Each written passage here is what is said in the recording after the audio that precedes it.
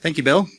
And thank you very much for sticking around on a Sunday night to hear about this hot topic. And I really appreciate following Drew and Kevin. They did a fantastic job giving both the perspective from a precaster and also the perspective of mass concrete. So hopefully I can fill in a few gaps and kind of bring it all together when we talk about performance and recommended best practices for PLC. So we've already covered, Drew did a great job talking about about the different types of ways that we refer to type 1L. So type 1L is the way that it's referred to in the 595 standard. PLC, Portland limestone cement, we're talking about the same material. And it was developed for the purpose of replacing Portland cement at a 1-to-1 replacement ratio on a volume basis, while providing similar performance and workability at similar dosages of SCMs, and it provides that additional sustainability benefit of up to a 10% reduction in the carbon footprint of concrete. So that sustainability benefit is we're going to try to illustrate that here. So prior to 2021, the blended cement proportion of total cement consumed in the U.S. was less than 5%. And then since then, there's been a pretty dramatic increase to up over 55%, and that's driven by the increased demand and increased availability of Portland limestone cement. So between 2012 and 2018, 325,600 metric tons of CO2 were avoided by using Type 1L versus traditional Portland cement. And that's a great number. That's a great environmental impact by using the material. But since then, since that use has been magnified, so has the environmental benefit of using Type 1L, where through only 9 months of last year, 2.2 million metric tons of carbon were avoided by using PLC versus Portland cement. So that equates to 523,600 gasoline-powered vehicles driven for 1 year taken off the road, or 5.6 billion I'm exaggerating, 5.6 billion miles driven by an average gasoline-powered vehicle. So as Drew talked about, the sustainability component of it comes from the incorporation of an uncalcined limestone into the cement material. And that limestone is relatively inert compared to the cement particles, but it's not totally inert. And there's 3 different ways that it actually contributes to the performance of the concrete. So the first one is the particle packing effect, where the softer limestone is preferentially finer, and it produces a larger particle size distribution, which can lead to a denser or more tightly packed concrete, and that can lower the porosity, the permeability, and provide a more durable concrete. The second, and one that Drew cast doubt on, was the nucleation effect. And that's the effect where the presence of the limestone particle actually facilitates a site for the hydration products to form. And that reaction accelerates the hardening, or the hardening of the matrix slightly, and that can have a beneficial impact on also providing that denser, tighter matrix to the concrete, the hardened material. And then finally, the chemical reaction, which occurs to a minor extent, but it produces a carboaluminate phase with the presence of the limestone particle, and that can further reduce the porosity, benefiting both the strength and the permeability. And as I mentioned, this is to a more minor extent than the other two, so that's why we didn't pay our graphic artist as much to create the fried egg representation of it. And I promise that'll be the last joke that I crack. Special property. That's the reaction I was going for. I recently became a dad, and I'm embracing dad jokes, and the ultimate response to a dad joke is what you just did. Oh. Or, ah. Special properties. So similar to C150 cements, where the type 1, 2, 3, 5 cements represented the special properties that that cement had, those special properties exist for type 1L. As with the C150 special properties, the availability of those materials varies regionally. So just because there's a modifier for it, you have to check with your cement supplier to make sure that you can actually get it in your region. So for sulfate resistance, the MS and HS for moderate sulfate and high sulfate resistance exists. And those are for conditions environments where you have sulfate-containing soils or groundwaters. And then the high early strength designation is HE, which is for the precast applications, as Drew mentioned. But Drew did not mention the type 1L HE because in his region, that material is not available. And that can be the case depending on what part of the country you're doing the work in. So the presence of the limestone from experience and research demonstrates that there can be some impacts on the fresh properties of the concrete, and those properties that we're going to talk about are the water demand, bleed rate, set time, and strength gain. And Drew touched on these a little bit here.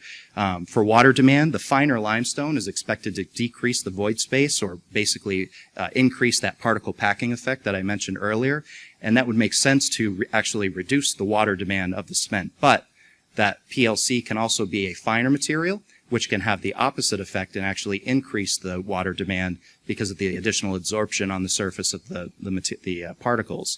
So depending on the fineness of the PLC, the water demand could go either way, either increase or decrease slightly. And kind of a similar concept with the bleed rate in general. It's dependent on the surface area of the cement. So the increased fineness will generally decrease both the amount of bleeding and the rate at which it occurs. For set time, an increased fineness of the cement will generally decrease the set time slightly, or if there's a higher replacement rate of the limestone, that can also, the research has shown that will also decrease the set time a little bit, but that doesn't apply in the U.S. right now because the replacement rate is capped at 15% per the C595 standard, and the replacement rates to actually impact set time, research shows that it was much higher than the 15% replacement. And then finally, strength gain. Slight increase is possible, especially at early age, and that is also impacted by the fineness of the cement. But when we talk about fineness, there's two considerations. There's the fineness of the overall blended cement and the fineness of the limestone. And this is all dependent on the composition of the clinker, the composition of the limestone, and the manufacturing process, which varies from cement plant to cement plant, so that variability has to be thought of and accounted for. This figure here kind of shows conceptually what we're talking about with how the water demand, or how these properties can be impacted. So right here is the case with no filler, and then on the far right is the coarse filler. So the void spaces here are just filled by the hydration products, and then over here we've got a what we'll say is a limestone particle, and you have basically an example of inefficient particle packing effect occurring here, whereas the finer grind results in a more efficient particle packing effect, and conceptually this is the case here in the middle where the optimal performance of the PLC will occur when you have the optimal grind or particle size distribution maximizing that particle packing effect. So there's been extensive research done on both the hardened and fresh properties of PLC, and those are memorialized in the state-of-the-art report on the use of limestone cements up to 15%. Originally published in 2011, it was just recently updated and is complete as of last week. So this will be available very soon on the Portland Cement Association website, and it basically is an extensive literature review of all things PLC, and it reports on the findings of those. So now shifting away from performance, we'll talk about some best practices, and Drew and Kevin did a fantastic job looking at some examples and talking about the best practices, and you're going to hear a lot of the same things from me as well. So at the World of Concrete Convention in January in Las Vegas, the Portland PCA and the Association of ASCC, Association of Society, ASCC co-sponsored a panel, and it was focused on the best practices for using PLC on projects. And it was focused on the experience of the concrete producers and the concrete contractors and what they did specifically in pre-construction to achieve a successful outcome using PLC on these three projects. So the first one was at Indiana University, and that was the Ferguson International Center, where they used, it was a 40,000 square foot building, 4 stories, a little over 4,200 cubic yards of concrete used. The design strengths were 5,000 PSI with strength enhancing admixtures used to achieve 6,000 PSI for both an exterior architectural application and post-tension decks. So they used a slag cement component with the 1L and along with air entrainment admixtures, high-range water reducers, shrinkage reducing, and waterproofing admixtures for the architectural application. And then the post-tension had 2 mixes. One was an air entrained mixture with slag, and the other one was a non-air entrained mixture with fly ash with the same admixtures. contractor was Weddell Brothers Building Group, and the concrete producer was IMI. The Type 1L cement used on this project used a Type C150 Type 1-2 clinker with typically an 11% limestone content and a 497 Blaine, and the material also met S1 sulfate resistance criteria. So this project was actually driven by aesthetics. It was originally designed to be a white cement project, so that white cement appearance on the exterior architectural surfaces was very important. But due to the COVID pandemic and logistics, it was actually switched to Type 1L, and there was extensive trial batching done, as you can see in these photos, to demonstrate that the outcome would satisfy the owner's requirements for the aesthetic appearance of that lighter color. And this photo over here shows the mock-up of the post-tension cantilever decks, where the materials and the means and methods were demonstrated prior to production placement to ensure the successful production placement would occur. And this project was very successful, and it was awarded the Project of the Year for 2023 from the Indiana Ready Mix Concrete Association. The second project was the Components Operations Facility in Jacksonville, Florida. This is a 150,000 square foot building built with about 7,000 cubic yards of concrete. And this was built by a developer and rented or leased to Boeing for their operations. Hopefully not making door bolts, making door bolts. So the concrete was used for slab on grade and tilt up panels. 4,000 PSI design mix. Used a grade 120 slag in the mixture with water reducing and set retarding admixtures formulated with strength enhancing admixtures at a water to cement ratio of 0.5. Concrete contractor was Concrete Strategies, and the concrete producer was Preferred Materials. The Type 1L used on the project was a 13% limestone content typically with a 490 Blaine. And although not used on this project, the special property Type 1Ls were available in this area from the cement supplier, which were the MS, MH, and HE. These photos are showing the slab test panels that were used to demonstrate that the materials and the placement and finishing techniques would be successful prior to production placement. And tilt-up mock-up panels were also made for the same purpose. Prior to production placement, let's make sure that the materials are going to be placed, finished, and perform as needed prior to beginning the riskier part of construction. And the project team reiterated at the panel that those were critical for the ultimate successful outcome of the project. The last project presented at the World of Concrete panel was this Fashion Valley Mall remodel, which included 27,000 square feet of architectural concrete paving on grade and 22,000 square feet of architectural concrete topping slabs with some retaining walls in there as well. 3,000 PSI design strength. There was a mix all the mixes were non-air entrained, used high-range water reducers and retarding admixtures. One of the mixtures had a slump of 4 inches and a cement ratio of 0.6, and then the pumpable mix had a smaller aggregate size, a little bit higher slump, and a little bit lower water to cementitious ratio. The contractor here was TB Pennick & Sons, and the concrete producer was Cemex. There were 2 types of Type 1L used on this project, and this project was, again, driven by aesthetics, so the lighter color was what was desired in these cases. One was a Type 1L HS, so high sulfate resistant cement, made with C150 Type 125 clinker with an 11% limestone content and a 526 Blaine. And the ASTM C1012 physical testing was done to determine the sulfate resistance and for that HS modifier there. And then the second mix was a Type 1L LT cement. LT is not a modifier in the C595 spec. That's something that the supplier uses to denote a light color of the 1L material. Made with an ASTM C150 Type 3 clinker, 13% limestone content, 544 Blaine. And you could see in the photo the test panels and mock-up to demonstrate that the material, means and methods and placement and finishing would result in the appearance that was required by the owner. And again, this project was executed successfully. So the last project that I'm going to talk about was not presented at World of Concrete. It's one I'm familiar with. It's the Gross Reservoir Expansion Project that's being constructed just outside of Boulder, Colorado. And this is the raise of a 340-foot high gravity dam structure by 131 feet. And that's going to more than triple the reservoir capacity for the owner, which is Denver Water, that supplies water to the greater Denver area.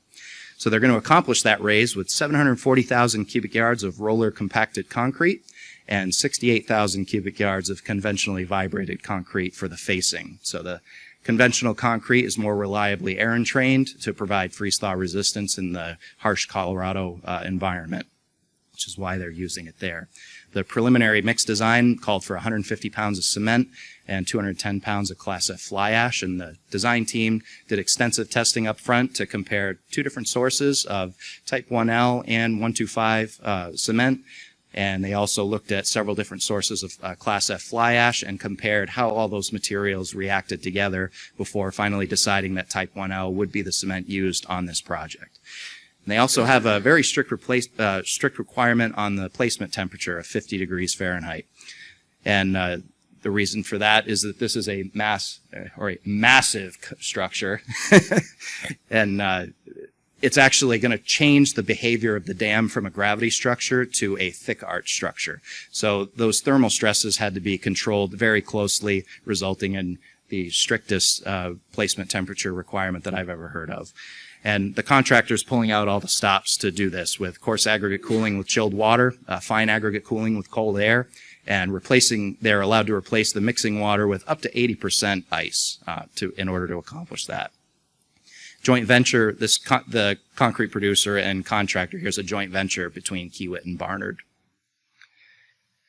And they just finished their test section, which was a full-scale trial placement, 15 feet tall, 50 feet wide, and 200 feet long. And they were able to demonstrate that they could achieve that 50-degree maximum placement temperature, along with confirming that all the materials and the means and methods would be successful to place and form the steps. You can almost see here, this is the grayer material is the conventional concrete, and then the roller compacted concrete is kind of looks like a pinker material.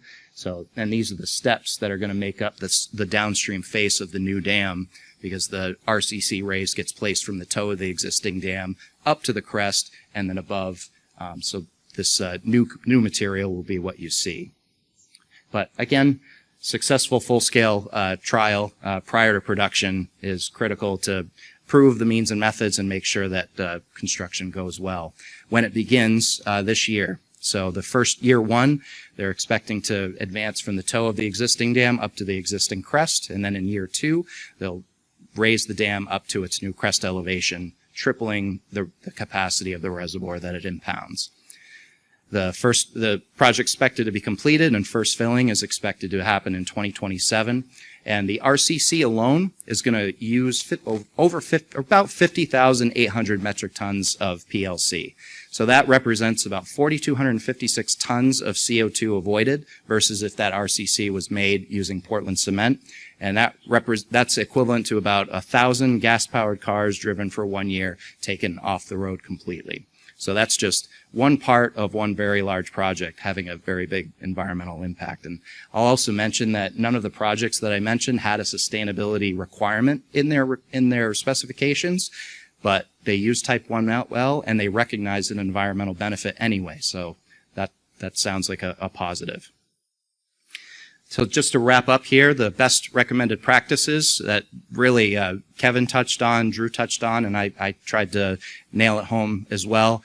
Pre-construction communication and partnerships are key. So early and frequent communication is the key to the ultimate success on a project. That was a common theme with all the project teams that we've talked to, where the opportunity to review specification requirements and customer needs, visual appearance, schedule, fresh hardened properties, whatever's important, make sure that's understood by all parties. And then trial batching on new mixtures is critical as well. Whether it's a Type 1L cement that's being used or another type of blended cement as we move to more sustainable concrete mixtures in the future, trial batching will be important as new mixtures come along. And that's the opportunity to consider admixtures and the ambient conditions during placement to make sure that we account for those in our mixtures. And as Kevin mentioned, As we strive for more sustainable concrete mixtures, proper means and methods of concrete construction and curing, including initial curing and storage of our cured cylinders, it remains as important as ever. So curing has always been important. It remains important. It's not necessarily a 1L specific issue, but it is an issue that remains important, is worth mentioning here.